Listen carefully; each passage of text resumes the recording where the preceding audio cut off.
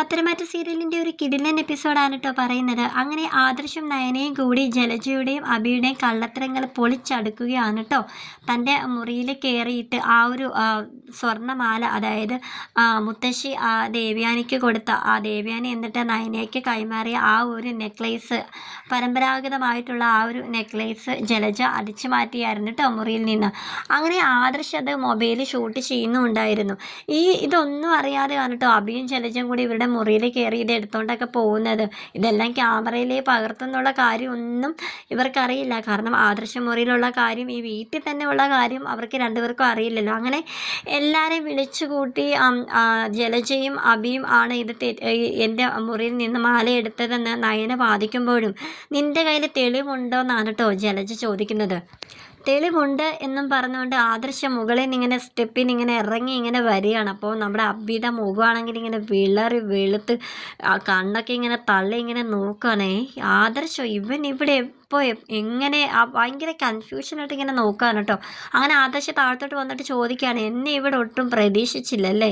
എന്താ എന്താ അമ്മായി ചോദിച്ചത്? മാല എടുത്തതിൽ തെളിവുണ്ടോന്നോ?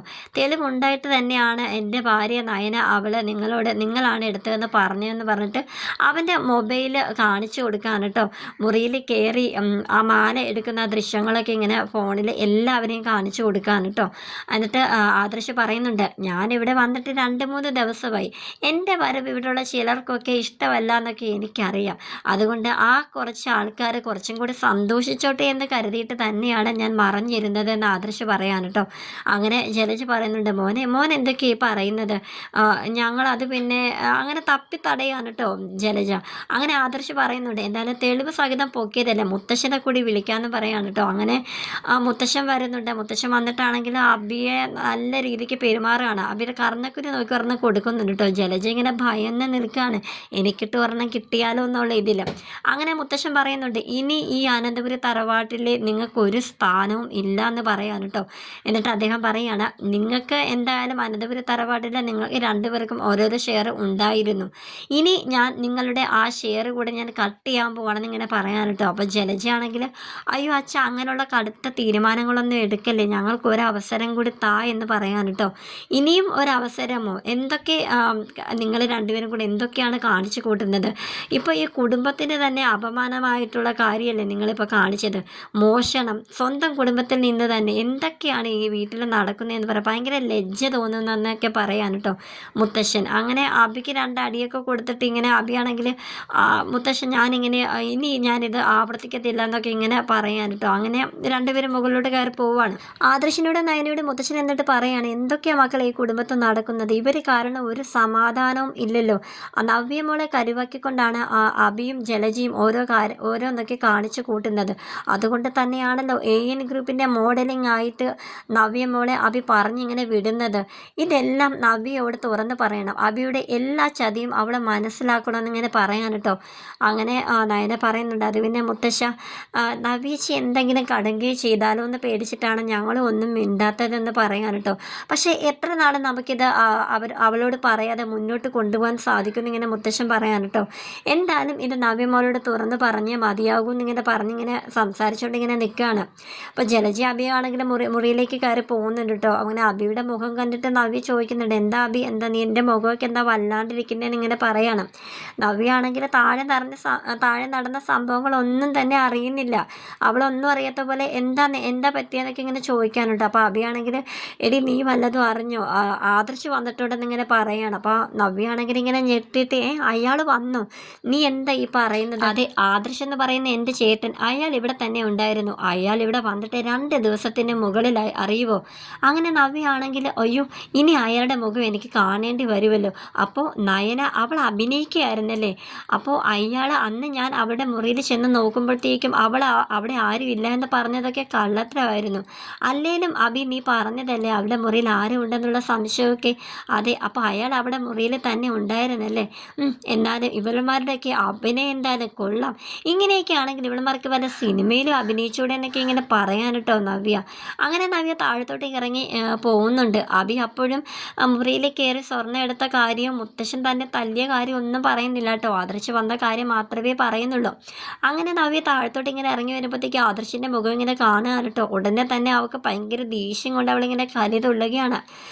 നേരെ നയനയുടെ മുന്നിലോട്ട് ചെന്നിട്ട് നയനയോട് പറയാണ്, എടി നിന്റെ ഭർത്താവ് നിന്റെ കൂടെ തന്നെ ഉണ്ടായിരുന്നല്ലേ, നീ വെറുതെ കിടന്ന് അഭിനയിക്കുകയായിരുന്നല്ലേ എന്നൊക്കെ ഇങ്ങനെ നയനയോട് പറയാൻ കേട്ടോ.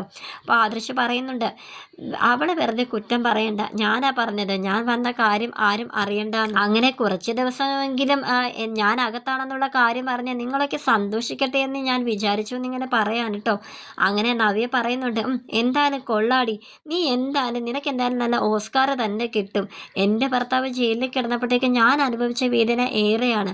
അതുപോലെ നിൻ്റെ ഭർത്താവ് ഒരു ദിവസം അവിടെ കിടന്നല്ലോ. എന്നാലും നിൻ്റെ ഭർത്താവ് ഈ വീട്ടിൽ വന്ന വിവരം നീ മറച്ചു വെച്ചില്ലേ, എന്നിട്ട് നീ എല്ലാവരുടെ മുന്നിൽ അഭിനയിക്കുമായിരുന്നില്ല എന്നൊക്കെ ഇങ്ങനെ പറയാൻ കേട്ടോ. അങ്ങനെ നവ്യയോട് മുത്തശ്ശൻ പറയാണ്, നവ്യ മോളെ നീ നിർത്ത്, നീ ഇങ്ങനെ ചാടി ചാടി എവിടെ പോവുക, നീ അഭിയുടെയും ജലജയുടെയും കള്ളത്തരങ്ങളൊക്കെ നീ അറിഞ്ഞു കഴിഞ്ഞാൽ നീ അവരെ വെറുക്കത്തേ ഉള്ളൂ എന്നിങ്ങനെ മുത്തശ്ശൻ പറയാൻ കേട്ടോ. അങ്ങനെ മുത്തശ്ശൻ കാര്യങ്ങളൊക്കെ പറയാനായിട്ട് ഒരുങ്ങുകയാണ്.